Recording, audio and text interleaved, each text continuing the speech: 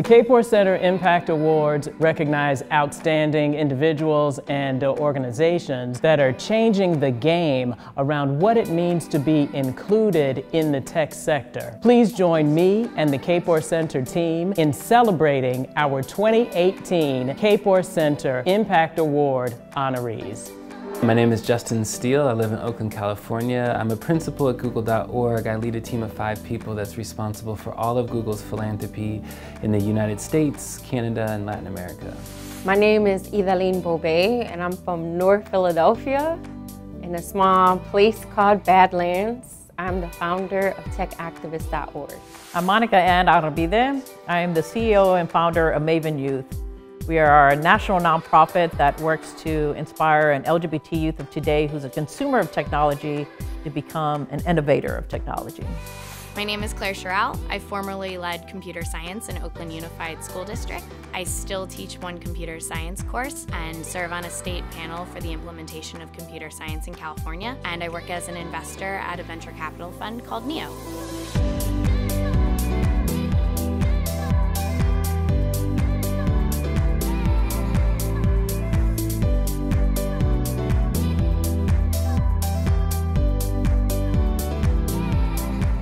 Well, I've always been a brainy kid who was curious to understand how things worked. And when I was in college, I started getting involved in the National Society of Black Engineers.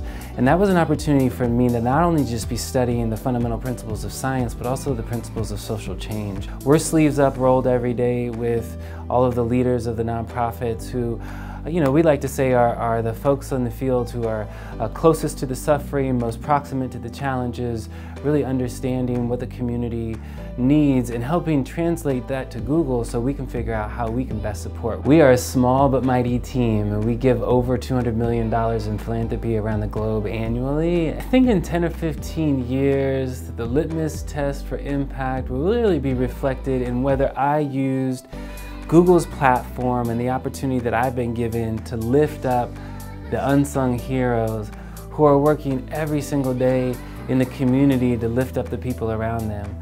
So I started the Oakland Unified Computer Science program in 2015 after I had taught computer science for 2 years in my own classroom at Castlemont High School. The need was real. I could feel it. I saw it. In a 2-year period, we went from having just over 200 students to now over 4,500 students, 6th through 12th grade, taking computer science courses. And it's ever expanding. Computer science is a movement in Oakland public schools. I think students really respond to being creators. It's kind of like having a superpower. It's that revelatory, I think it's that catalytic. So yeah, computer science education for me is one vehicle that truly changes the world. Technology brings in a great aspect of connecting young people, but also there's also this element of creating other different new challenges for young people to deal with. One thing that has not changed as years has gone by is the youth that we work with, LGBT youth, are the largest percentage of youth to drop out of school, to be bullied and harassed, to commit suicide, to go into drug and alcohol abuse, to be kicked out of their homes, to be flooded into the foster care system. Technology hasn't changed that percentage. And so what Maven Youth does is trying to create as much of a safe environment for them to start to explore and learn and be around other LGBT and tech professionals who understand what it means to have these challenges in their lives. We want to remove all those elements for them to be present and be like, hey, I'm welcome, invited to learn. So for me, when asked like, what's the future hold, I hope Maven Youth doesn't exist, right? I hope, because I hope we're not continue trying to fight this dialogue of diversity in tech. I hope that 10 years from now, we're not having that conversation, right? That it's natural for tech companies to understand and celebrate diversity, right? That they live and breathe it. Imagine if the Black Panther Party had a tech program. That's exactly what techactivist.org is. Not too many opportunities are presented to people living in poverty, in poor communities. Those communities are often people of color.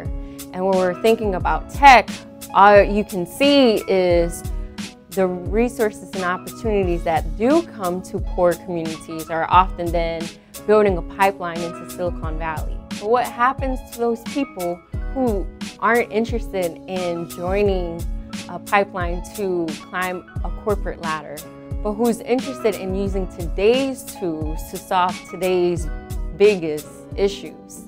So what I would like to see is more people representing the most marginalized communities to be able to pick up the tools themselves, to create the tools themselves, and to be a voice. I hope when people see this video that some part of you is inspired, but I hope more so that you're activated. I live with a fundamental principle that until everyone is free, I am not free. Stay true to who you are at your core, but at the same time, reinvent and find new ways to feel authentic to who you are. When you see something that's powerful and other people don't have access to it, I think it's really important that you find a way to spread that power. And I hope that you are moving towards action and not reflection, right? Not being inspired and reflecting, but that you're ready. I'm ready to take this on. I am going to be the A word that people are nervous to say out of their mouths, right? That I'm going to try on what it means to be an activist, a person moving towards action. That's what I hope that everybody here tonight can do, is to try that on them. If you know something to be right and just and beautiful, make it happen.